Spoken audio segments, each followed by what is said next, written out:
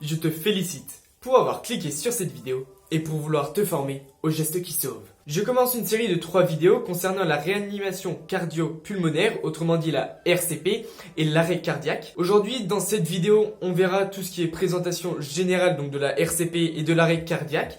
Dans la seconde vidéo de cette série, on verra les compressions thoraciques. Et dans la troisième et dernière vidéo, on verra les insufflations par voie orale, autrement dit le bouche à bouche. Qu'est-ce qu'un arrêt cardiaque? Donc je vais lire. C'est lorsque le cœur ne fonctionne plus ou alors de façon anarchique et cela ne permet plus d'assurer la circulation du sang dans l'organisme et en particulier l'oxygénation du cerveau. Il y a différents signes de celui-ci qui sont identifiables en quelques secondes. Si tu vois qu'une victime, elle a perdu connaissance, elle ne bouge plus et elle ne respire plus, ou alors de façon anormale, c'est qu'elle est en arrêt cardiaque. Pour un arrêt cardiaque, la recherche de pouls n'est pas systématique. En effet, la vérification de la respiration suffit, car si une victime ne respire plus, mais que son pouls est bien présent, l'absence de respiration va provoquer l'arrêt cardiaque.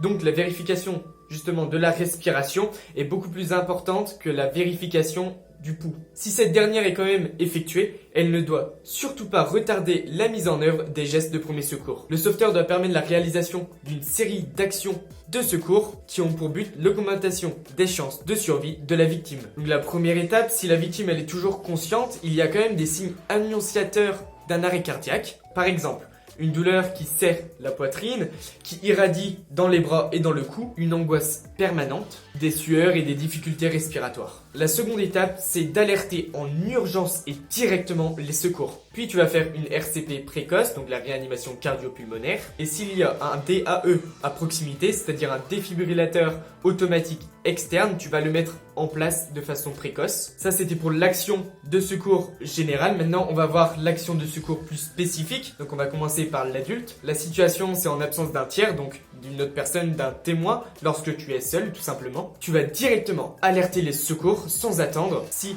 un DAE est à proximité, tu vas aller le chercher et le mettre en place. Sinon, ce n'est pas grave, tu vas commencer les compressions thoraciques. Tu vas en faire 30, suivi de 2 insufflations. Tu vas poursuivre la réanimation jusqu'à l'arrivée des secours médicalisés ou alors jusqu'à la reprise d'une respiration normale de la victime.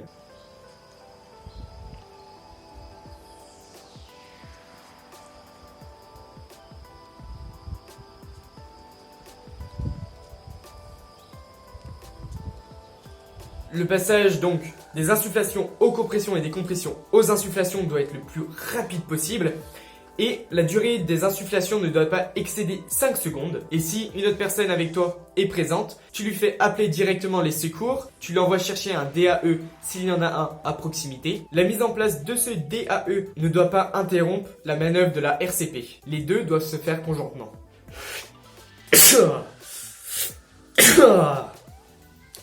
Pour l'enfant et le nourrisson, c'est la même méthode que pour l'adulte, sauf pour les compressions thoraciques. Donc au lieu d'en faire 30 comme pour l'adulte, il faut en faire 15 suivis de 2 insufflations.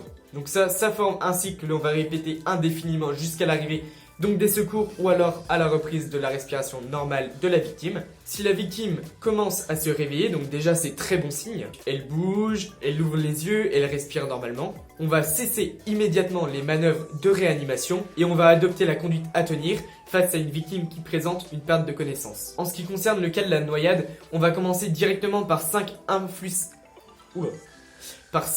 insufflations suivies des compressions thoraciques. Au lieu de faire l'inverse, de commencer par les compressions thoraciques et puis les insufflations. Donc, je le rappelle, c'est très important. Pour un adulte, c'est 30 compressions thoraciques suivies de 2 insufflations. Et cela à une fréquence de 100 à 120 compressions par minute. Pour un enfant, c'est 15 compressions thoraciques suivies de 2 insufflations. Entre 100 et 120 compressions par minute aussi, mais on n'excède pas 120 compressions par minute. Et pour un bébé, c'est pareil que pour l'enfant.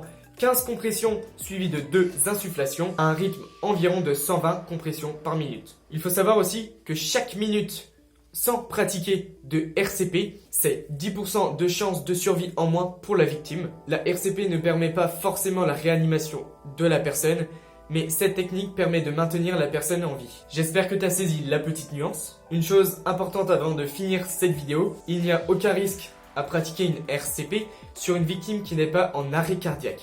Car il ne faut pas oublier que le seul geste qui tue, c'est de ne rien faire.